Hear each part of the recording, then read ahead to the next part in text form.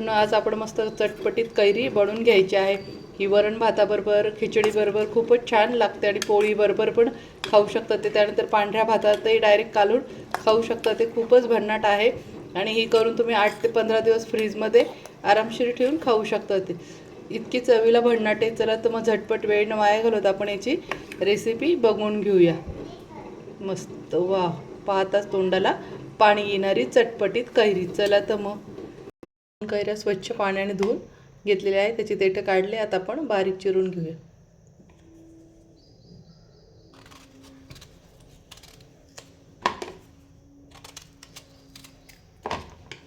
त्याच्या बारीक बारीक अशा फोडी करायच्या आहेत।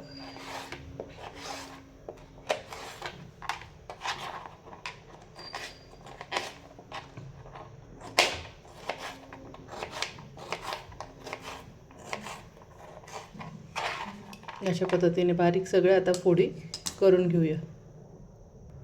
मस्त पाहू शकता अशा पद्धतीने सगळ्या बारीक फोडी करून घेतल्या आहेत। चला तर मग आता यात काय टाकायचं दाखवते। अगोदर एका भांड्यात सगळ्या फोडी काढून घेऊया। अशा पद्धतीने सर्व फोडी। इथे 1 चमचा मी चाट मसाला टाकून घेत आहे, बघू शकता। चाट मसाला टाकून घ्यायचा आहे। इथे मी अर्धा चमचा जिरा पावडर टाकून घेत आहे। त्यानंतर अर्धा चमचा थोडीशी धना पावडर टाकून घेत आहे। ही धना पावडर होममेड आहे आणि ही खूपच सुंदर आहे। आपण मार्केटमधून आणतो तशी नाही, खूप म्हणजे खूपच वेगळी आहे। व्हेज नॉन व्हेजला असं चाट काही पण बनवायचं असलं तर कामं येते। खूप सुंदर आहे ही धना पावडर। याचा पण व्हिडिओ तुम्ही चॅनलवर जाऊन पाहायचा आहे। तर धना पावडर टाकून घेऊया। थोडीशी आता हळद टाकून घेते। त्यानंतर थोडंसं लाल तिखट टाकून घेते चवीपुरतं। त्यानंतर आता इथे मी कोथिंबीर टाकून घेत आहे आणि पुदिना टाकून घेते। पुदिना असा मी बारीक चिरून टाकलेला आहे। त्यानंतर इथे मी 1 चमचा मीठ टाकून घेत आहे चवीपुरतं।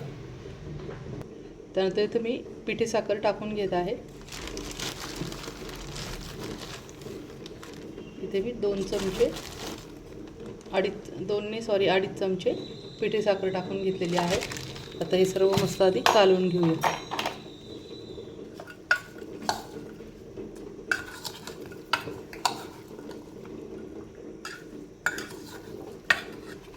सर्व आता हे कालवून घेऊ। मस्त अशा पद्धतीने सर्व कालवून घेतली, बघू शकता जवळून।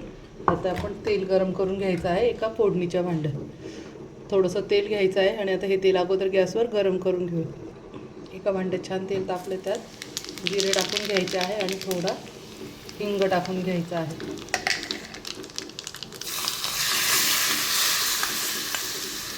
हे फोडणीचं तेल यात आपण ओतून घ्यायचं आणि मस्त कालवून घ्यायची। ही झाली आपली मैत्रिणींनो छान चटपटीत कैरी, तोंडी लावायला आणि ताजी ताजी। तर एकदा नक्की बनवा, वरण भाताबरोबर खिचडी बरोबर खूप छान लागते आणि तुम्ही पोळी बरोबर पण असं खाऊ शकता ते।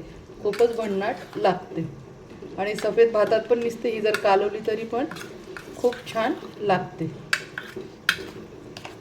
मस्त आता ही फ्रीजमध्ये ठेवून थंड झाल्यावर पण खाऊ शकता ते किंवा लगेच पण झटपट खाऊ शकता ते।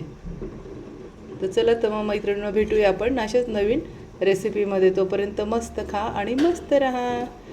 Bye bye.